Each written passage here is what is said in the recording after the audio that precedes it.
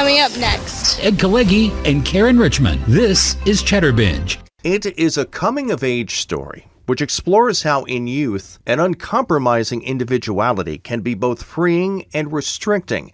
It is the new film Marty Supreme.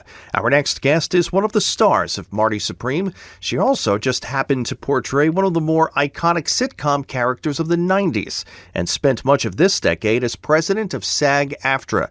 It is great to say hello to Fran Drescher. Fran, welcome to Chatterbinge.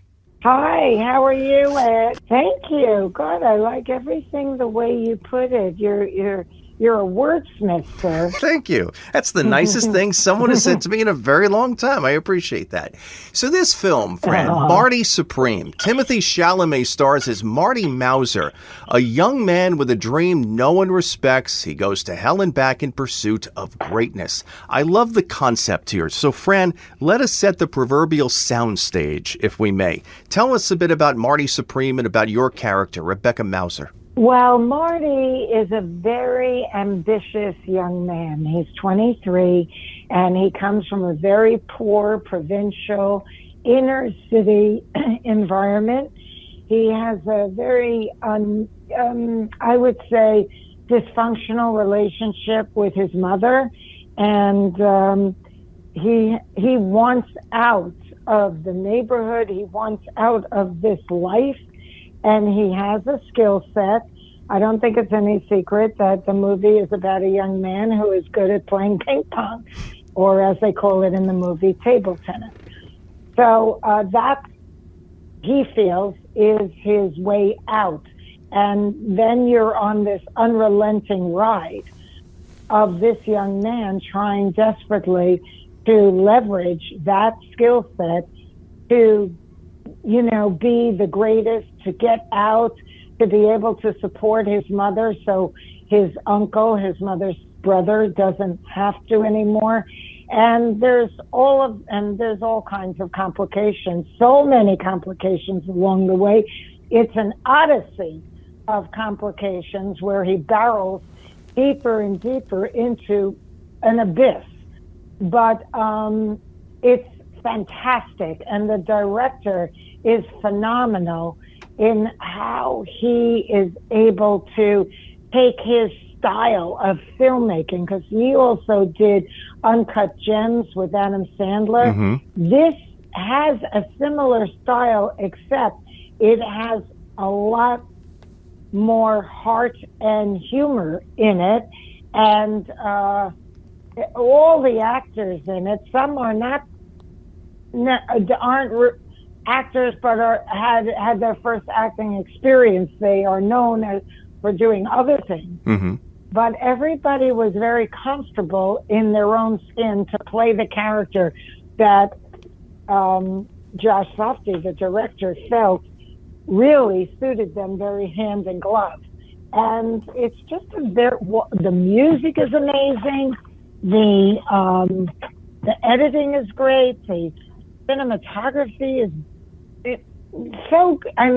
really, I didn't see it until the premiere, and I did not know that I was going to love it as much as I did.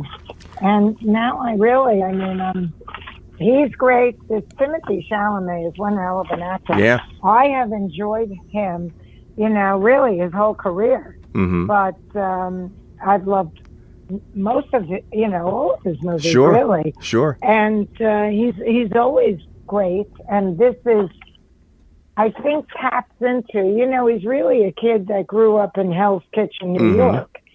And I think he taps into that in a way that I've not seen in any other part. A real kid that's raised in New York City, not with money. And that was him. Sure. The film, as you mentioned there, it has a real feel to it. It has a real palpable cadence to it. And the film takes place in 1952. And I love period pieces. So, as an actor, how much fun is it to do a period piece and immerse yourself creatively back in that time? I think this was a time and a place where my parents came from. Right. And so in that regard, it was very helpful to me because the people that I grew up with, they were a generation that was starting their lives as married people, and it was and trying to build their own life and maybe move to the boroughs instead of the Lower East Side and all of this. So I feel like I had a lot to draw on, and for me it was a wonderful opportunity because it's not a type of character that most of my audience is used to seeing me at. I mean, I was in Ragtime, and that was a dramatic role. But Josh offered me this part. He said, I know your story. I know you've been in the depths of despair, and I know that you can draw on that for this character. And I think, he was very confident in his directing, that he didn't even need to read me. Whereas other directors, ask for a reading for a part that I've played 6,000 times, and of course I don't do it. I don't read because this is not a director that gets me, knows me, has the confidence to say, she's always good and I've seen her do this a million times. If we could get her, we're lucky to have her. That, it's like, so I feel like Josh is a new guard of young director that really knows what he wants and takes it. And I really appreciate that in a director. And I think that's so important, too, because when you have confidence in the creativity of the director and you understand where he is steering the ship, I think that just makes the environment that much more interesting and fertile to work in as a creative artist. And, Fran, it's always been interesting to me how when you become acquainted with an actor for a specific and even an iconic role in that performer's career, you then begin to realize all of the things that actor has done before that role, and obviously all the things you've done since. But I got to tell you, over the years, I've now watched the film Cadillac Man years after I saw it in the theater, and I've said, oh yeah, Fran Drescher was in that. And then God's honest truth, 4 days ago, I'm watching Saturday Night Fever for the first time in, 30 years, and all of a sudden it hit me. Oh my God, Fran Drescher was in that as well. So I think about your entire career as the whole, and it makes me wonder, what was it that first lit the fire within you? Why did you want to become an actor? My mom said that I would watch I Love Lucy and say I could do that. So that's, I think, something sparked something in me when I would watch this brilliant comedian on TV, and I would think I could do that. I don't know why. I was also living in a very small provincial world in Queens, New York, but something rang true to me, and I was, and I think that was the beginning. Then I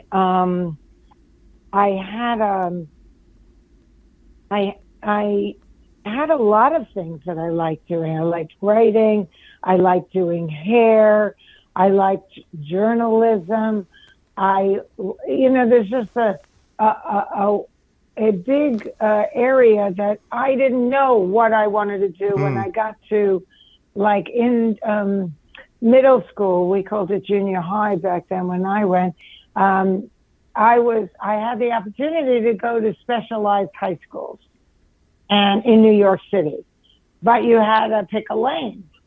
And I thought to myself, I'd like to do all of that stuff, which ultimately I ended up doing anyway, everything. Sure. Including directing and producing and whatever I ever want to try, I do. I've done stand-up, but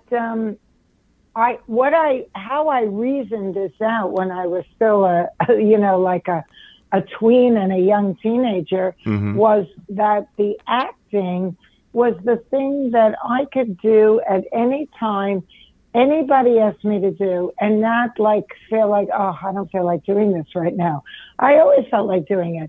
So I thought that should be my job, because if it's something that you love to do always, you never get bored or tired doing it. That's right. And that's a good way to make a living. It's a great way to make a living. If you can make a living. Yeah, if you can. Well, this film, Marty Supreme, it is in theaters now. Fran Drescher, I've enjoyed this so much. Thanks for joining us here on Chatterbinge. Thank you. My pleasure. I look forward to the next time. I look forward to it as well. I'm Ed Kalegi. Great conversations happen here. Chatterbinge. Chatterbinge. And don't forget to hit that subscribe button so you can always catch our best guest conversations and segments right here on the YouTube home of Chatterbinge.